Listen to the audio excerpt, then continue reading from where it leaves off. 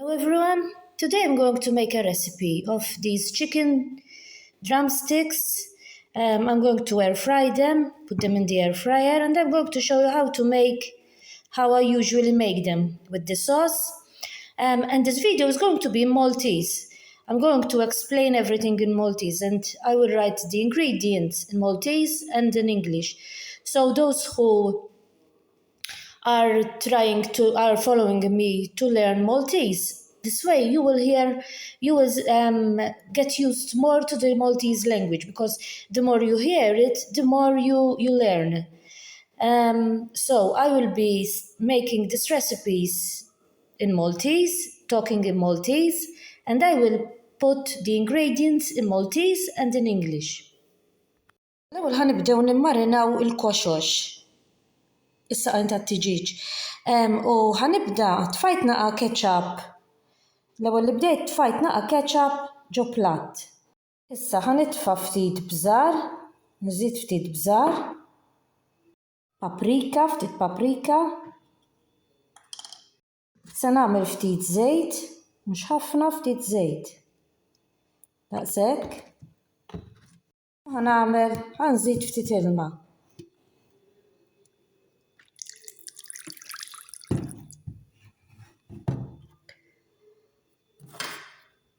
Issa nħawdu kollox, inħawduhom sew.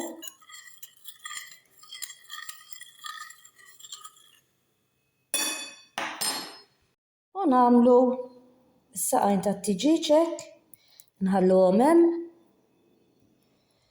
biex jimmarinaw, u mbagħad f'ċertu ħin indawruhom. Nħalluhom naħa u mbagħad indawruhom lejn in-naħa l-oħra. Mela, il-biċċa t'isfel tas-saqajn tat-tiġiġ immarinati lesti u ħanqedhom fl-air fryer sa nsajjarhom fl-air fryer. Ġo tagħġen bi ftit żejt tfajt basal, tewm u bżar aħmar. U nħallihom jibdew jinqlew ftit sakemm jieħdu ftit kulur il-basal. Mbagħad inkomplu nżidu l-affarijiet l-oħra. Din hija s-salsa, din qed nagħmel jien, bdejt nagħmel is-salsa issa. Xart ta' dama, barra li nitfa' l-polpa nħobb nitfa' anke bit-tadama. Se nitfa' ftit żejra, polpa tat-tadam mhux ħafna. Taraw polpa ma tfajtx ħafna x'issa ser nitfgħu dak l-ilma u ż-żejt u l-ketchup li għamilna it-tiġiġ jimmarinaw fih, se nitfgħu mat-salsa wkoll. Għalhekk mhux se nitfa' bżar u paprika, mhux se nitfa' se jkollna f'dak li għamilna biex nimmarinaw is-saqajn tat-tiġiġ.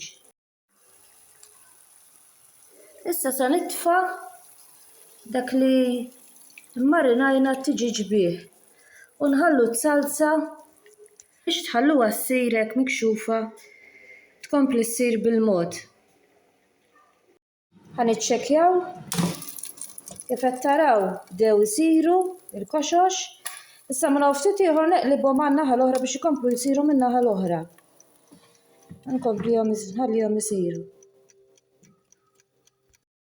Sadattant qed issir ukoll, qed inħalliha fuq nar baxx ħafna biex sakemm isiru l-koxox toqgħod issir bil-mod. Ħalluha issir fuq nar baxx.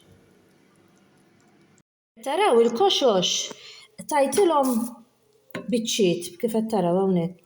Biex in-nar jidħol ġewwa ħajsiru minn ġewwa wkoll fuq iż-żewġ naħat tajtilhom. Issa ħankompli nsajjarhom.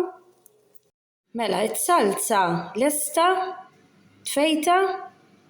Issa qed nistenna li l-koxox isiru dalwaqt lesti ma baqalhomx ħafna. Qed taraw is-saqajn saru wkoll, jiena nħobbhom naqra maħruqin. Kulħadd isajjarhom kif jixtieq, hawnhekk qsamtu biex isir minn ġewwa. U kif qed taraw lesti. U hemmhekk lesti tfajtilhom naqgħa salsa magħhom milli għamilna u għallejt ftit fażola mitwila magħhom. So this is the recipe ready for you, for those who were following and didn't understand something. Feel free to comment and I will answer all your difficulties. Maybe you didn't understand what I was saying. Feel free to comment. Sanħallikom l-ikla tajba. L-ikla tajba in English, it's in Maltese, l-ikla tajba. And with bon appetit.